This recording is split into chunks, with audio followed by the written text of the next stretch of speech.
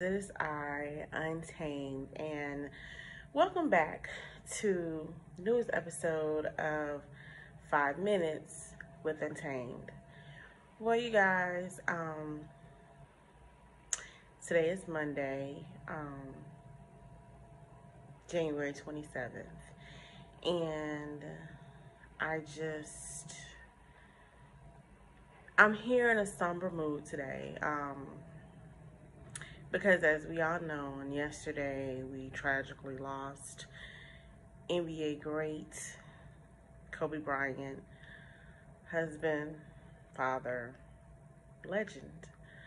And if anyone knows anything about me, they know that I am a sports fanatic. I love watching football. I love basketball. I love UFC. I love boxing. I am a sports girl, but my favorite sports are football and basketball. And I only have two teams. That is the Dallas Cowboys and the Los Angeles Lakers. And I only have one all-time favorite athlete. That athlete is the late, great Kobe being Bryant. I've been a fan since he touched the court until the day he exited and beyond. I want to, before I begin, give my heartfelt condolences, prayers, and just continued strength during these difficult times to his wife, Vanessa, his daughter, Natalia, Bianca, and Capri, who have not only lost their father, but lost their sister, Gianna, who was also involved in a crash that happened on yesterday, Sunday, January 26th, 2020. I also want to send my condolences out to the assistant basketball coach who was aboard the plane, the college baseball coach, his wife, and their daughter who were aboard the plane, the other teammate, Peyton, and her mother who was aboard the plane, and the pilot. All 9 passengers perished in this crash, and I would be remiss if I did not pay my due respects to their families as well. So today is about Kobe. It's 5 Minutes with Untamed, but it's all about Kobe being Bryant. Kobe, outside of being a phenomenal basketball player, was someone who embraced the literary world.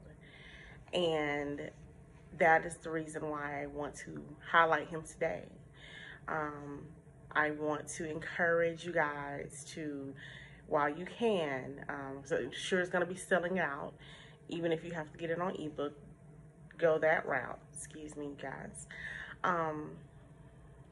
He wrote a book called The Mamba Mentality. Check that out. He was also a children's book author. And the name of the book, I believe, is called Ipaka, The Tree of Ikrof. And he co-authored another book called The Training Day. And he also, I want to say he co-authored another book called, yes he did, co-authored another book called Legacy and the Queen. So that's The Mamba Mentality, his children's books, Ipaka and the Tree of Ikrof, The Training Day, and Legacy and the Queen. So those books are available on Amazon. I know that they're available on ebook. I'm not sure if they've sold out of the paperbacks and hardback copies of them, but I'm sure that they have. But you can still purchase those, you know, tap into the Mamba mentality, into his literary world. Kobe was also a reader. He recommended some books in 2019 that were his favorites. And so I just want to highlight those favorites today. I have this list here. And he stated that one of his favorite books of 2019 was called Black Leopard, Red Wolf. and that's by Marlon James. It's a fantasy novel. He was a fan of fantasy books, so he liked epic fantasy, is what he said. So check out that book for leisure reading.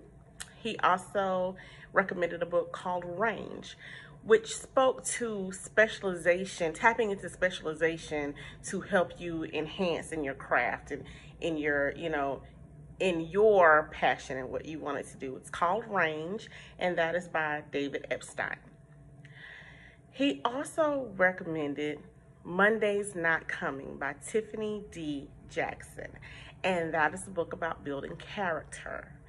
So definitely check that out. And of course, he would not be Kobe Bean Bryant without recommending a leadership book. He recommended a book called Leadership in Turbulent Times, and that is by Doris Kearns Goodwin. Doris Kearns Goodwin. I have not heard of that one, but I shall be checking it out. It's called Leadership in Turbulent Times.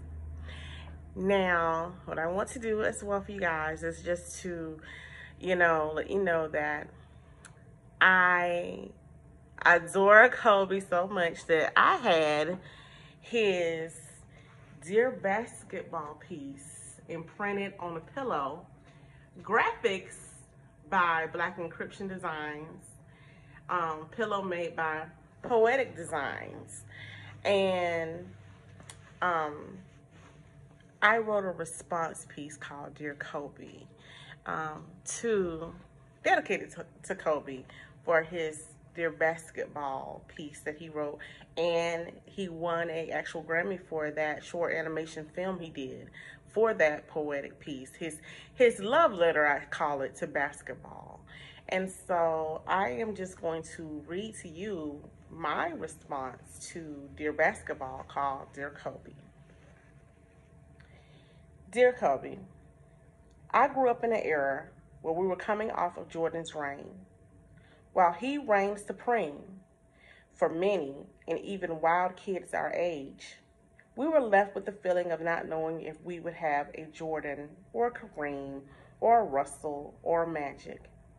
And then you put on a Lakers jersey. Your arrogance turned off many, but your hustle turned our eyes on. It gave us hope that maybe, just maybe, in our lifetime, we would be a generation that went down in history to say we grew up with the great. And so we watched. We saw that arrogant hustle turn into unstoppable heart. We rode the wave of the transition from number 8 to number 24, from Lower Merion teen to Los Angeles man. And we grew with you, from ball hogging nasty dunks to fadeaway shots, defensive stops, to 81 points, to elevating teammates, to Phil Jackson, through 18-time All-Stars, 5 championships, 2 MVPs, and 20 years of Black Mamba madness. We looked up and we realized we experienced it. We lived it. We grew up with a great. But we realized you were more than great. You are a legend. And as the clock ticked down, we were okay because we knew it was time. We saw for the final time what we wished for at the exit of Jordan, what we bragged to our kids about. 60 points, 4-13, 16, legendary. And to us, you'll always be just that. Our Kobe, our legend, the one with the ball in his hands. 5 seconds left on the clock. 5, 4, 3, 2, 1. Mamba out. Untamed. I wrote that on April 19, 2016, after his retirement from basketball, which came, ironically, on my birthday for 13/16. Kobe, you will forever be loved. forever be missed. Mamba forever. Rest in eternal peace.